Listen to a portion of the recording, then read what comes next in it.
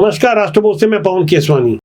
भ्रष्टाचार करने वालों को हम उल्टा लटकाकर सीधा कर देंगे। देश के गृह मंत्री अमित शाह ने 10 महीना पहले रायपुर में 2 सितंबर 2023 को भारतीय जनता पार्टी का आरोप पत्र जारी करते हुए ये बातें कही थी। 104 पेज के इस आरोप पत्र में जो ढेर सारी बातें लिखी गई थी और ये जो उल्टा लटका का सीधा करने वाला हुंकार भरा गया था, वहां से भारतीय जनता पार्टी को एक नई ऊर्जा मिली थी। परिणति रही कि विधानसभा चुनाव में भारतीय जनता पार्टी की अप्रत्याशित सी विजय। मैं अप्रत्याशित इसलिए बोल रहा हूं क्योंकि कोई भी सर्वे एजेंसी ये मान के नहीं चल रही थी कि छत्तीसगढ़ में भारतीय जनता पार्टी की सरकार बनेगी। लेकिन आज मैं विधानसभा चुनाव की बात नहीं कर रहा हूं, आज चर्चा हो रही है छत्तीसगढ़ की नई बनी भारतीय जनता पार्टी की नई रणनीति की। जगह वही है, दीनदयाल उपाध्याय ऑडिटोरियम, वही जगह जहां देश के गृह मंत्री अमित शाह ने 10 महीना पहले हुंकार भरी थी और भाजपा को एक नई दिशा दी थी। उसी जगह पर करीब 1500 अपेक्षित सदस्यों के साथ भारतीय जनता पार्टी की वृहद कार्य समिति की बैठक हो रही है। आमतौर पर इससे पहले भारतीय जनता पार्टी के अपने मुख्यालय कुशाभाऊ ठाकरे में ऐसी बैठकें होती रही थी, लेकिन इस बार बैठक वृहद है। अपेक्षित लोग भी वृहद संख्या में आने वाले हैं। इस कार्य समिति की बैठक के मुख्य अतिथि होंगे केंद्रीय ऊर्जा, आवास एवं शहरी मामलों के मंत्री मनोहर लाल खट्टर। इनके अलावा राष्ट्रीय सह संगठन महामंत्री शिव प्रकाश, प्रदेश महामंत्री नितिन नवीन, मुख्यमंत्री विष्णुदेव साय, भाजपा के प्रदेश अध्यक्ष किरण सिंह देव, क्षेत्रीय संगठन महामंत्री अजय जामवाल, प्रदेश के संगठन महामंत्री पवन साय के अलावा ऐसे वो सदस्य जिन्हें बुलाया गया है जो अपेक्षित हैं। नए प्रभारी बनने के बाद नितिन नवीन की मौजूदगी में ये पहली बैठक होगी। कार्य समिति की बैठक के पहले कोर ग्रुप की बैठक होगी। अंदर खाने की ढेर सारी बातें हैं। एजेंडा तय है। आने वाले करीब 3 महीने बाद नगरीय निकायों के चुनाव के अलावा त्रिस्तरीय पंचायत के चुनाव हैं। यदि भारतीय जनता पार्टी प्रदेश में अपनी ही सरकार रहते ये चुनाव यदि नहीं जीत सकी तो जाहिर तौर पर इसका गहरा खामियाजा भुगतना पड़ेगा। इसीलिए तैयारी जोरों पर है। समझाने की कोशिश की जा रही है कि 7 महीना पुरानी सरकार ने क्या खोया, क्या पाया। खासकर ये समझाने की कोशिश होगी अपने जमीनी कार्यकर्ताओं को, जिम्मेदार पदाधिकारियों को, कार्य समिति के उन सदस्यों को जो अक्सर बंद कमरे में अपनी नाराजगी के साथ नई नई मांगे रखते हैं। उनकी अपेक्षाएं भी वाजिब है। 5 साल विपक्ष में थे, जाहिर है ऐसे में भला अपेक्षा क्यों नहीं रहेगी। 15 साल की डॉक्टर रमन सिंह की सरकार के दौरान भारतीय जनता पार्टी को जिन्होंने देखा और सत्ता के करीब रहकर समझने की कोशिश की कि भाजपा की सत्ता वाली राजनीति कैसे होती है, उसके बाद 5 साल जब विपक्ष में बैठना पड़ा तब उसका अनुभव नहीं था। लेकिन अब जब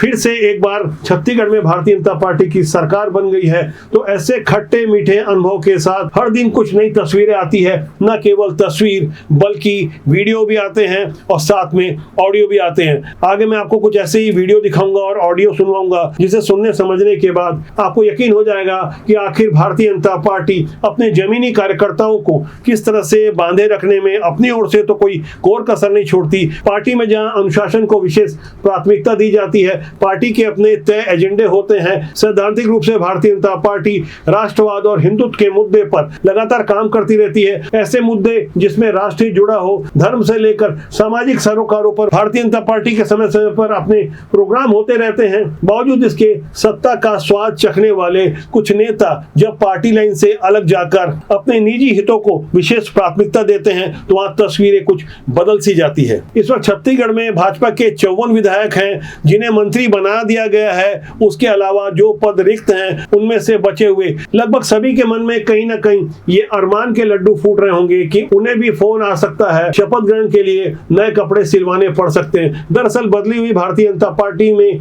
ऐसी अपेक्षा रखना कोई आश्चर्य वाली बात नहीं है।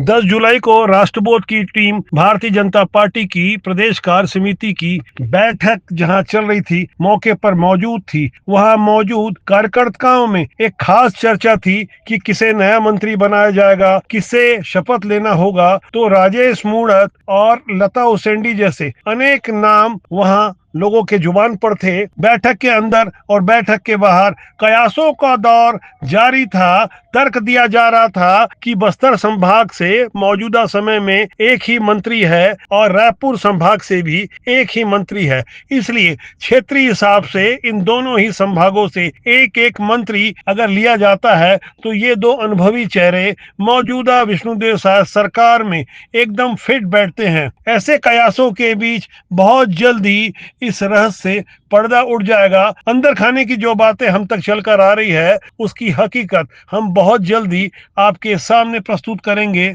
जिससे जानने समझने के बाद आपको पक्का यकीन हो जाएगा बदले हालात में भारतीय जनता पार्टी प्रयोग करने से पीछे नहीं हट रही है। जिस तरह से 23 दिसंबर 2023 को दूसरा शपथ ग्रहण हुआ, तब जो नए चेहरों को शामिल किया गया, उसके बाद तो छत्तीसगढ़ में हर नए भाजपा के विधायक को ये यकीन हो गया कि वो भी इसके पात्र हैं, उन्हें भी मंत्री बनाया जा सकता है। वैसे भाजपा की इस वृहद कार्य समिति की बैठक में मौजूदा विधायक के अलावा निवर्तमान विधायकों को भी बुलाया गया है। पंचायत से लेकर नगरीय निकाय, सांसद, विधायक, निवर्तमान जनप्रतिनिधियों की एक लंबी सूची है, जिन्हें इस बैठक में अध्यक्षीय उद्बोधन, मुख्य अतिथि के उद्बोधन के बाद राजनीतिक एजेंडे पर काम करने का टास्क दिया जाएगा। वो राजनीतिक प्रस्ताव जो आने वाले दिनों में छत्तीसगढ़ में भारतीय जनता पार्टी की दशा और दिशा तय करेगा। वैसे इस बदली भारतीय जनता पार्टी में सभी से अपेक्षा की जाती है कि वो अनुशासन में रह के काम करे, लेकिन सत्ता के साथ दिक्कत यह होती है कि हर किसी को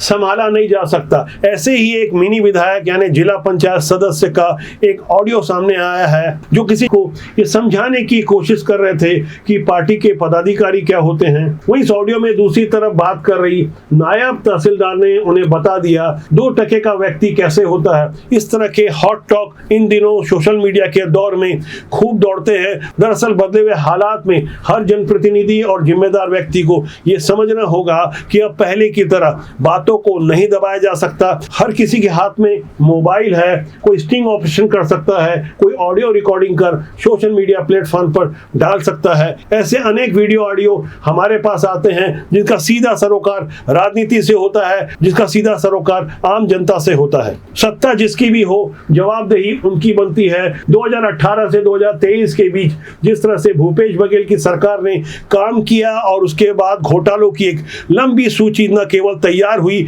बल्कि अनेक सबूत भी सामने आए। कवासी लखमा और अमरजीत भगत सरी के कई सत्ता के कद्दावर मंत्री बेहद दागदार हो गए। यहां तक मुख्यमंत्री भूपेश बघेल भी महादेव सट्टा ऐप से 508 करोड़ रुपए एक्सटॉर्शन मनी लेने के नामजद आरोपी हैं। देवेंद्र यादव और गुलाब कमरो जैसे अनेक ऐसे सफेद पोश जिनके विरुद्ध गंभीर भ्रष्टाचार और घोटालेबाजी और वसूली के आरोप हैं। ये तो बात हुई भूपेश बघेल सरकार की, लेकिन मौजूदा समय में चूंकि भारतीय जनता पार्टी की सरकार है, इसलिए जवाबदारी भी सत्ता पक्ष की बनेगी। पुराने घपले घोटाले आज तक सुनाई दे रहे हैं, इसलिए इस कार्य समिति की बैठक के माध्यम से अंतिम पंक्ति में बैठे हुए उस नेता को, उस कार्य समिति के सदस्य को यह समझाने की कोशिश होगी कि जवाबदारी आपकी अब पहले से कहीं ज्यादा है। समझने समझाने के इस दौर में धमतरी की एक घटना सामने आई है, जिसमें दावा किया गया है कि जिला पंचायत सदस्य खूबचंद ध्रुव ज्योति सिंह नामक एक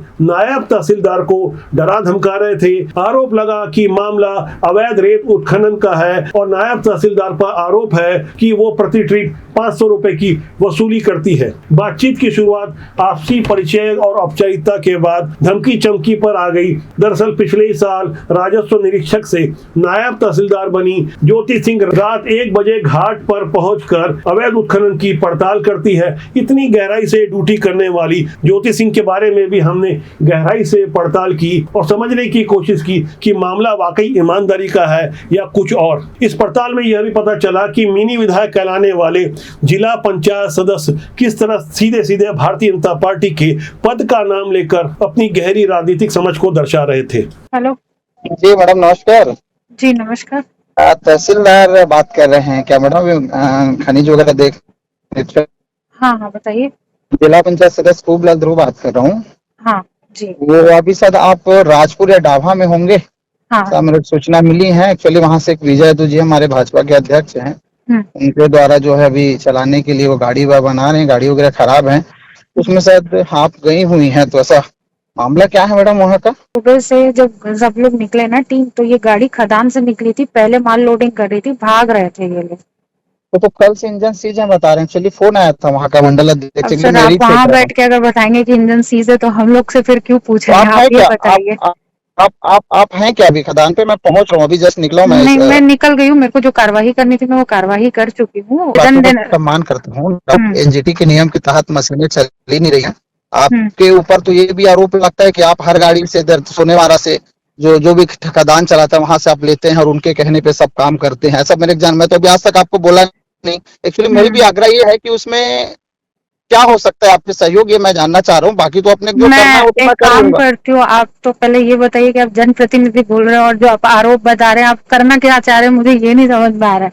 आप किसका फेवर चाह रहे हैं? आप खुद खदान चला रहे हैं इसीलिए आप मुझसे ये बात कर रहे हैं, क्या करना क्या चाह रहे हैं? खदान पहली चीज तो चलनी ही नहीं चाहिए, ठीक है। आपके संरक्षण में तो नहीं हाँ डेली चल रहा है, आप कैसे बात कर रहे हैं मेरे साथ? मेरे बताइए, मैं तो और रिकॉर्ड बात कर रहा हूँ, आप बोलेंगे तो मेरे संरक्षण में चल रहा है, मैं किसके संरक्षण में चला रही हूँ भाई? भाई आप पर्टिकुलर कुछ लोगों को आप चलाने देते हैं, गांव गरीब अगर आदमी कर रहा है, भाजपा का अध्यक्ष, मैं तो बोल रहा हूँ लेटर पे लिख के देने तैयार हूँ मैं। आप दीजिए ना, कोई दिक्कत नहीं। सुनिए, आप दीजिए, आप जो कर रहे हैं ना मैडम, सुनो, आपको जो करना है आप वो करो, ठीक है। मुझे जो कार्रवाई करनी है वो मैं करूंगी, ठीक है। आपको मुझसे बहसबाजी करने की जरूरत नहीं है। जितने भी खदान मैं ना आपकी ये जो कॉल रिकॉर्डिंग है ना, गाँव वाला, सुनिए, मैं आपकी ये कॉल रिकॉर्डिंग जो है ना मैं न्यूज में चलवा दूंगी कि आप जनप्रतिनिधि बोल के धमका रहे हैं, ठीक है। हाँ बिल्कुल चलाइए, मैं तो बोल रहा हूँ।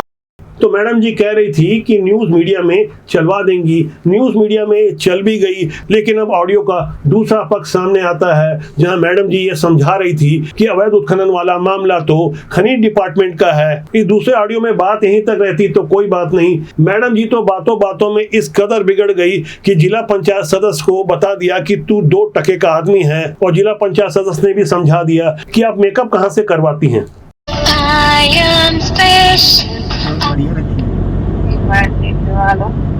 मैडम नमस्कार जी, मैडम ये वो थोड़ा शिकायत के लिए फोन लगाया हूँ, कब तक पहुँचेंगे? मैं गाड़ियाँ रुकवा दिया हूँ, तो ये थोड़ा सा कार्रवाई आप करेंगी तो बहुत अच्छा हो जाता। ठीक है, तो मैं कब तक वेट करूँ आप? हाँ जी मैम, माइनिंग विभाग को बोल देती हूँ मैं। तो माइनिंग क्यों आएगा मैडम? आप तो आओ ना, आप तो बंद खदानों में भी कार्रवाई करते हैं इसमें। अरे यार, अपना मुझे ना फोन लगा के तमाशा करना बंद करो, ठीक है। मैं कहाँ तमाशा कर रहा हूँ मैडम? मैं तो आपको शिकायत, अगर अब आपने फोन लगा के तमाशा किया ना तो आपके लिए भी ठीक नहीं होगा, और फिर आप मुझे मत बताओ कि मुझे कहाँ कार्रवाई करनी है और कहाँ नहीं करनी। मैडम मेरे धमकी दे रहे हो मैडम आप? आपको जो करना ना वो कर लो, ठीक है। अभी मैं अपने साइड से फिर कार्रवाई चालू करूंगी ना आपके, तो आपको बहुत दुख हो जाएगा। मेरे कोई दुख नहीं होगा मैडम, कार्रवाई करेंगे। आप मेरे धमकी दे रहे हैं मैडम। फोन रखो और बकवास करना बंद करो, ठीक है। मैडम आप आओ ना, कार्रवाई करो ना, मैं चाहता हूँ आप कार्रवाई करें अवैध खदान। मैं कार्रवाई करूंगी कि नहीं करूंगी, तुम्हारे बोलने से मेरे साइड से कोई कार्रवाई नहीं होगी, ठीक है। नहीं, मुझे फोन लगाया ना, मैं करूंगा, मैं जनप्रतिनिधि हूँ और आप इस टाइप बात कर रहे हैं।